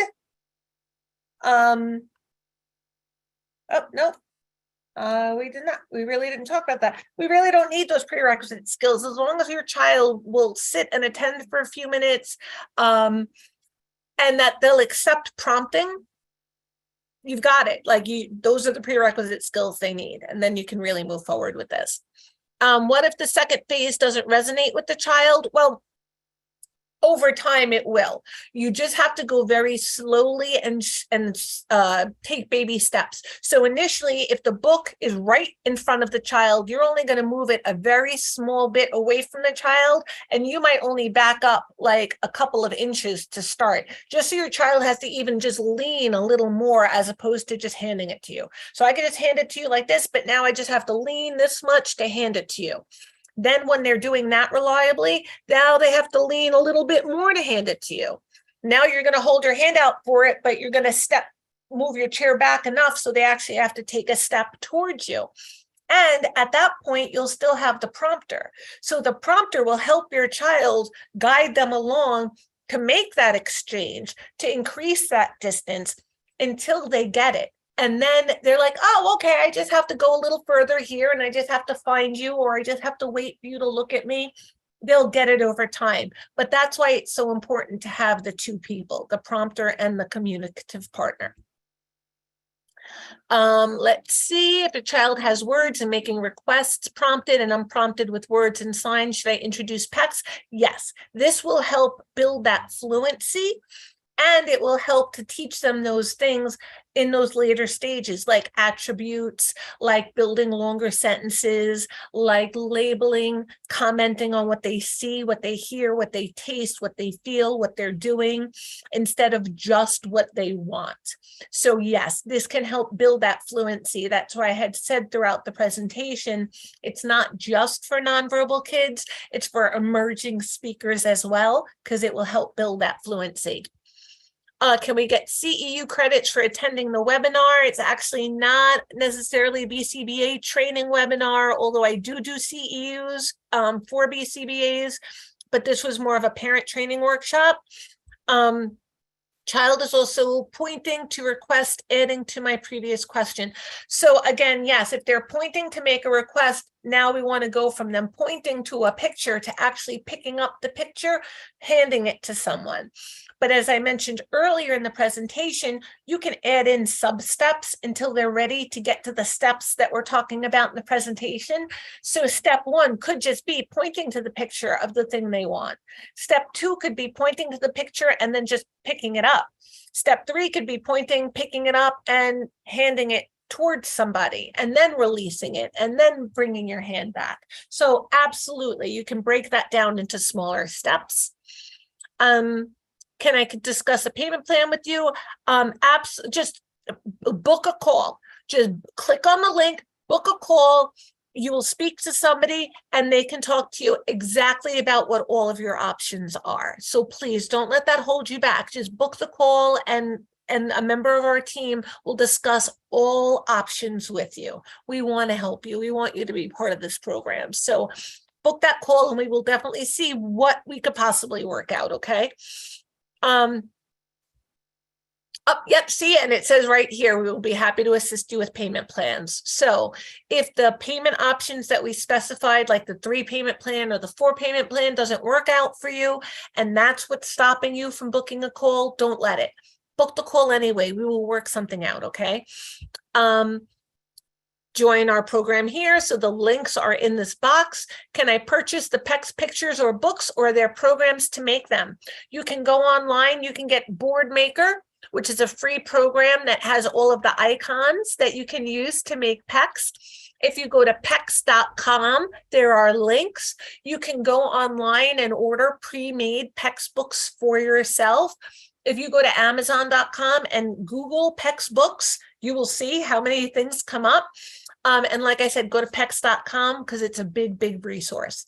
But you'll be surprised at how many free resources there are. If you just type into Google search, PECS icon or PECS juice, PECS cookie, and you hit images, it'll come up with the symbols for them. And then you can just print them out, laminate them, put a piece of Velcro on the back, bang, you've got your icons right there.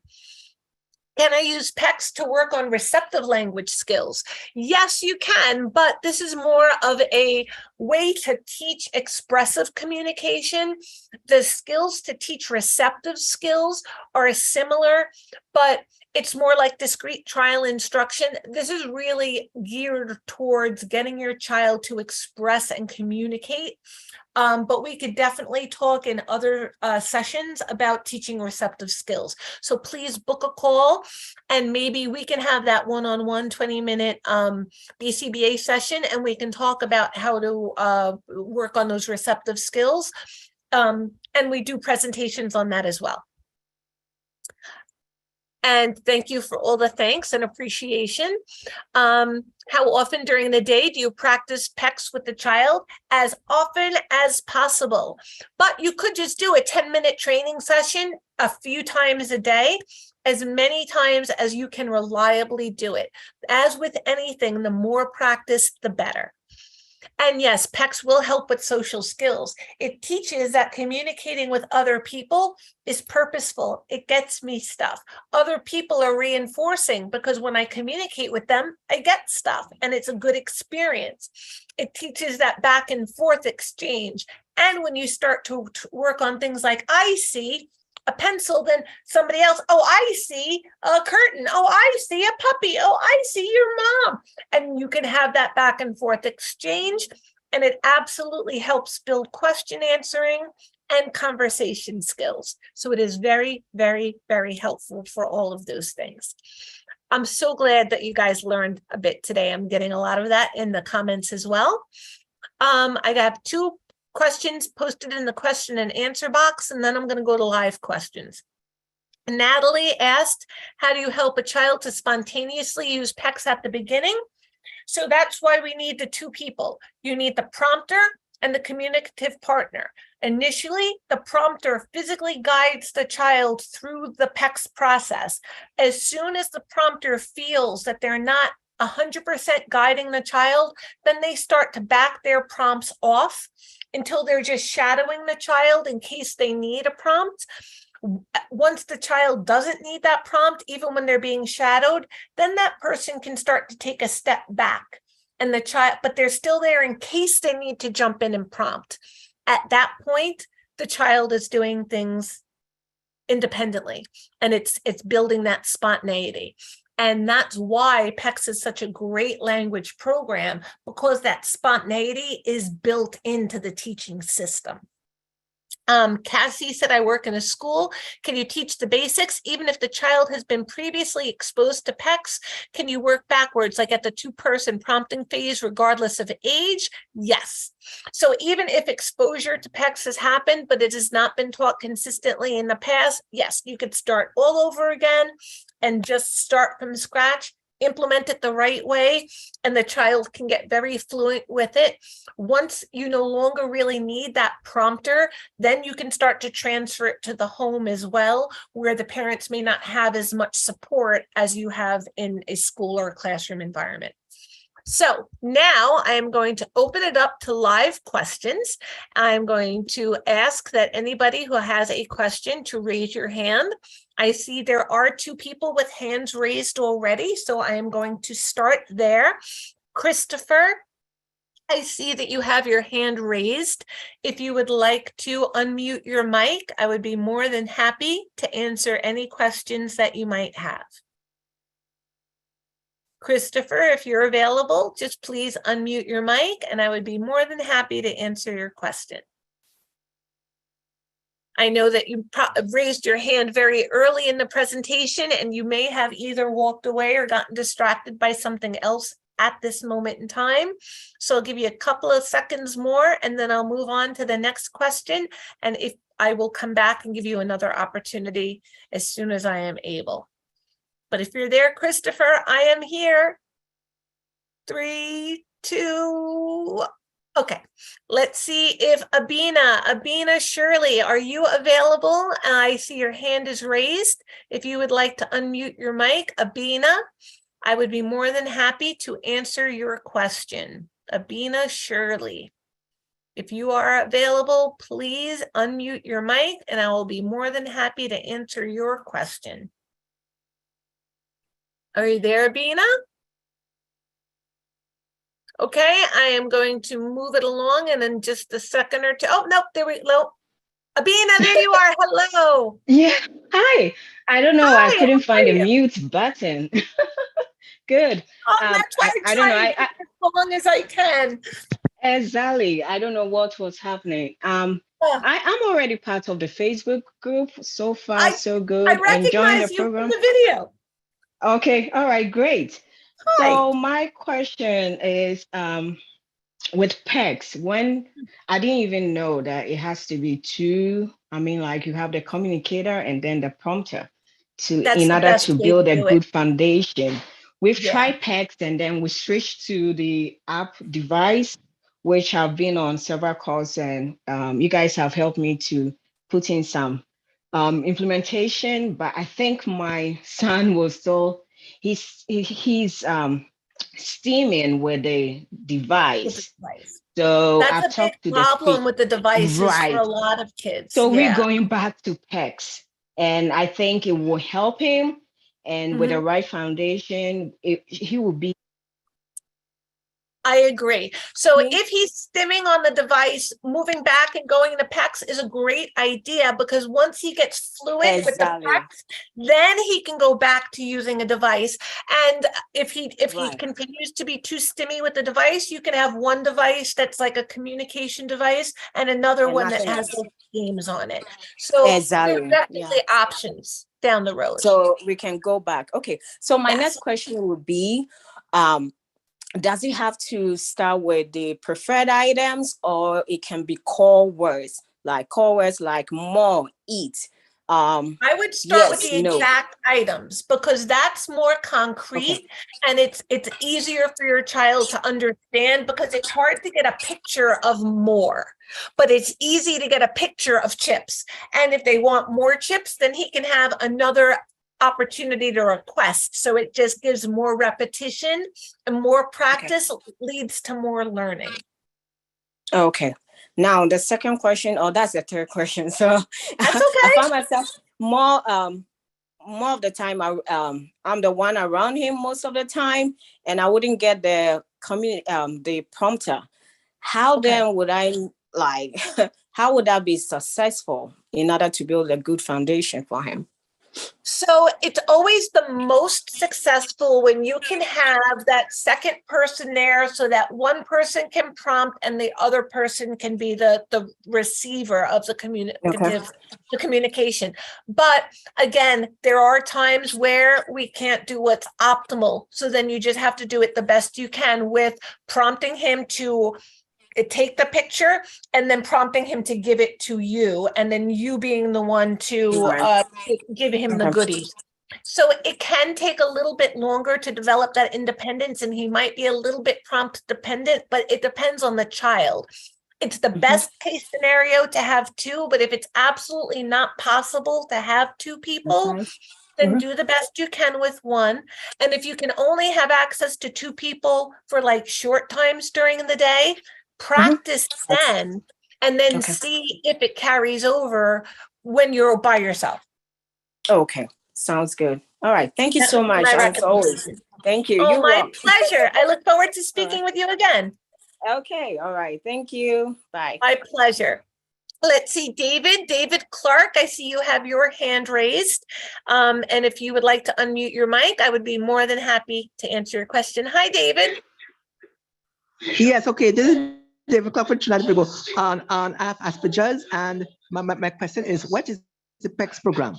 Okay, so the PECS program is the Picture Exchange Communication System. And the whole purpose behind it is to teach your child to approach somebody, initiate something like a communicative interaction, but you start with having them ask for things that they really want, because that's the most motivating piece of it. So initially you want to have somebody prompting the child to pick the picture off the front cover of the PECS book with only one picture there of something they really want. And that person will prompt the child to hand that picture to someone else, and the person they hand it to will give them that item or activity. And then as the child gets more and more successful, the prompter backs off more and more until the child's making the exchange on their own. And then, like I said, throughout the presentation, it builds the skills over time. So after they learn to make that exchange, then they learn to make it from a distance. Then they learn to make a request, even if there's more than one picture there. Then they learn to make longer sentences. Eventually, they learn to ask for more specific things, like I want the big cookie, I want the oatmeal cookie, etc. I want the orange juice, I want the grape juice. So, and then eventually they learn to talk about other things, like things that they see or things that they hear. So please watch the presentation a couple of times so that the concepts make more sense, and continue to come back for more trainings so we can continue to guide you along. question that was raised validly by Senator Vera. Okay. Thank you very much. Okay. Pleasure. See, you are very patient and silent, and I enjoy service very much. And you remind me of Germany. Oh, I'm really glad that you've enjoyed it. Thank you so much. Please book a call, sign up for the program, and that way we'll get to know each other even better, and I'll be able to help you more regularly. So I hope to see you again. Because you remind me of Germany. Oh, thank you so much. Thank you. Yes. Yes. Okay, so let's see. Okay, I'm going to, you are very, very welcome. Let's see. Okay, we have another hand raised. Barbara Carlisle, if you have a question and would like to unmute your mic, I would be more than happy to answer your question. If you're there, Barbara Carlisle, if you have, there you are. Hi, Barbara. Yes, I just wanted to ask, this was very informative tonight. My daughter, you always do an excellent job. You're very, very good. Thank you. My daughter has autism, but she's used the PEC cards before, but right now she's using the AAC device, the LAMP device, the augmentative. Do you ever do any lectures on that? So I definitely can, if that's something that you're interested in. I certainly can put some presentations together for that topic as well. We always, especially for the parent group meetings as part of the CFOC program, as we get questions in workshops or as we get questions in other presentations, that informs us as to what people are looking forward to what people need to know, and we develop new presentations as a result of the questions we get. A lot of the same strategies that you use with PECS, you can also use with the AAC device. So if you conceptualized it as everything that was said in tonight's presentation can be used with an AAC device, but instead of picking up a picture and making an exchange, it would be pushing a button, getting someone's attention and pushing the button on the device. Initially, just to get that one item that they want, with maybe one item available on the screen, then building in that choice with multiple items, eventually building that distance and that perseverance. Everything that can be done with PECS can be done with the iPad. It was just PECS came first. All of the same strategies can be applied because it's all AAC. It's augmentative alternative communication systems. PECS is just one kind, and the iPad or the vocal verbal output is just the next level up. So all of the strategies that were mentioned tonight can still be used with the AAC, but I'll be happy to put a presentation together for that and to incorporate that in one of my group presentations. So please book a call, sign up for the program, keep coming back, and I will definitely put a presentation together for that. Well, the thing about it is you don't hear a lot about it, but this AAC LAMP device is the motor planning for autistic children. Yes. And so the icons, it's what the autistic children, that's what they see. Yes. And the speech therapist that has helped Iona with it has been superb. Iona, it was good to listen to you because I didn't know a lot about the PEC cards, but she's already doing I do want, and then she hits my wants, and then you got a beautiful dog, and then she makes a determination about her wants and what they are. But I loved it when you talked about I see, I touch, and then move on with that. But I do think that this it's for the motor planning thought process that autistic children have. So, I mean, PECS is good because that's what started, but really what is really out there now for autistic children is this LAMP device. Is that true? Oh, absolutely. And it's so, like I said before at the beginning of the presentation, PECS is easier for people to understand than sign languages because more people, not everybody knows sign, but you can tell what somebody wants if they hand you a picture. But a voice output device is even more able to be with a wider variety of people. Like if somebody has an AAC device and now it says something to you, you definitely know what that person wants to say.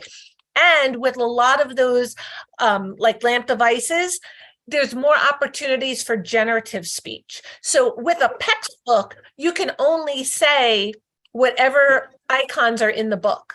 So you're limited with what combinations you're able to make. But with with the iPad device, with the lamp device, there's opportunities for you to input things that you want to say that I might not have put a picture in the book for. Right, because there's different areas with the lamp that, like, my name is, and you go ahead and put in Iona, or I have pets and that sort of thing. It is really excellent. But the other good thing is when you touch these icons, there's like 84 buttons, and you touch them, you have like a child speaks back and that sort of thing. But it was yes. Good. I just wanted and to then learn. There's the verbal model. Right. But I just know before Iona started, before we got the machine and that sort of thing, the speech therapist would go ahead and do some of those laminated little buttons. And so Iona kind of learned it that way, but Iona's been the best student she's ever had. But I think it's the approach that you have with it. And I have just been very, very, very impressed with the speech therapist, and then also the ABA, BCBA that's helping Iona with the ABA, superb too. So that's wonderful. Yeah, it's all about your bag of tricks. Yeah, well, do you ever do any seminars on apraxia speech or anything like that? I don't myself, but we do have, as part of our team, we do have a speech language pathologist. So that might be something that maybe we could collaborate on. Yeah, because a lot of children with autism do have the apraxia speech also. Yes. Okay. And a lot of those kids benefit a lot from the prompt speech therapy, where they do like the manual prompting in order to get that muscle memory going, in order to get the child to be able to kind of get the sound out. So for kids that have the verbal apraxia, I found that prompt speech therapy can be very helpful.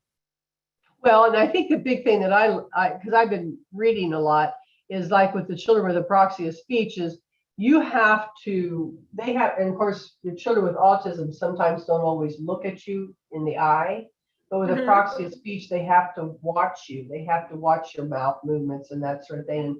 And it seemed little to me, but it made sense. But we as parents, we're just always wanting to learn and provide the best we can for the children. What do you mean by we're going to get to the root level of your child's problem behaviors and treat it, not just treat the symptoms? Not just the symptom. So what's root stand for? What do you mean by that? As it's really the function, the purpose of the behavior, like the real reason why the behavior is happening. What's the function? And I do workshops. I've done some presentations on this in the past, where the whole way we change behavior is to look at what is the payoff? What is the child trying to get out of this behavior? It's usually either something medical, like you could hit yourself in the head because you have an earache and you don't really know how to express that. It could be to get out of something, escape or avoidance, right? I could hit myself in the head because in the past, you've taken away demands when I've done that. It could be attention. So every time I hit myself in the head, someone comes over and interacts with me.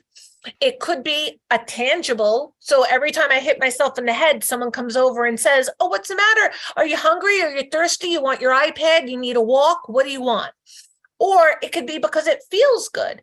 Maybe I'm hyposensitive to touch. So I need to kind of hit myself in the head just to kind of tell where my head is. And I don't feel things as well as somebody else does. So I need more input. So it could be for any one of those reasons.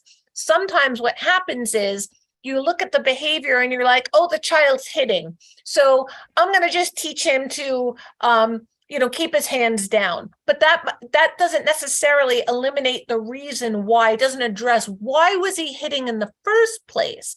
Because if I know why, I could teach him how to get that same payoff in an appropriate way. Because otherwise, I'm not going to take that desire to escape away. He's still going to want to take a break, But you don't get to take a break by hitting yourself in the head. You get to take a break by asking for a break, or pointing to a break card, or using your AAC device to say break, or signing break, but you don't get a break for hitting yourself in the head. But if I don't know that, that's what the reason is. I don't know what appropriate behavior to teach that child to do instead, so it won't last over time. So I can teach you to put your hands in your pockets, but the next time you really want to get out of something, you still might hit yourself. So if I don't figure out why the behavior is really happening, either what's cueing it or what's maintaining it, I can't really fix it well enough so that it's going to last. It might just be a temporary fix, and then something else will come and take its place. Well, and then I have a speech therapist at school that keeps saying jargon speech, like it's like she's upset because my daughter's doing jargon speech. Well, at least she's talking. I mean, you know, to me, I mean, I think that's positive. And then the comments are she's always flapping. But you did a presentation, which I write notes on what you say.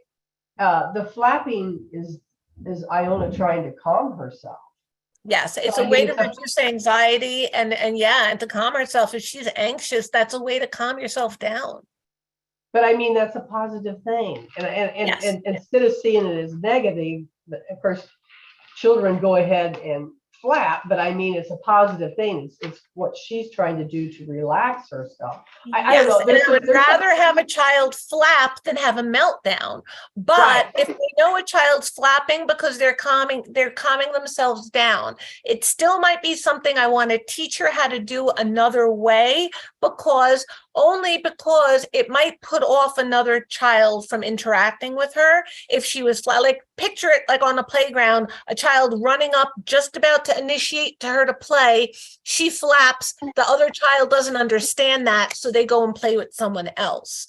So the only reason why we sometimes address self-stimulatory behavior is just to increase those social opportunities. So if she needs to calm herself down, we can teach her other coping strategies that are socially acceptable that wouldn't put somebody off from initiating. But if she's flapping, that tells me she's anxious right now. What is she anxious about? Is what I'm asking her to do too hard? Can I break that task down? Do I not have the right reinforcer? Have I been asking her to do things too long? Did I not make my expectations clear? Like, why is she anxious? Now I can address that. I can teach her that you can ask for a break. You can take deep breaths. You can say, no, thank you. You can do A, B, or C when you're anxious instead of flapping. And when you're home alone, if you want to flap, you flap. Well, I would say you're excellent. I think every webinar I've ever listened to, I learn something new every time. But thank you so much. Another thing that I'm a nurse, been a nurse for 25 years, 50 years. But you love your children. You love what you do, and that really. This is what I was meant to do. I love it, and I just wanted to thank you very much. Thank you so much. I've been doing this for just about 30 years, and I love it, and I will do it for another 30 if I can.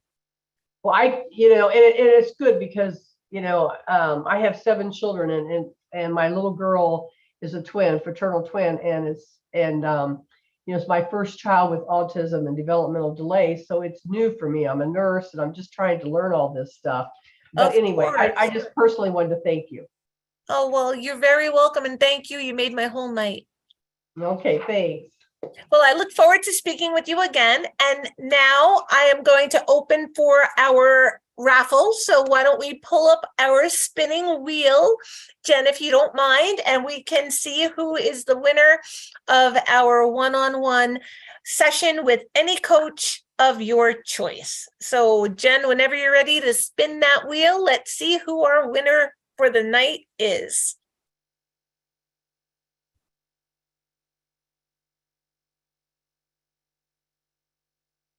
All right, let's see who's going to be our winner.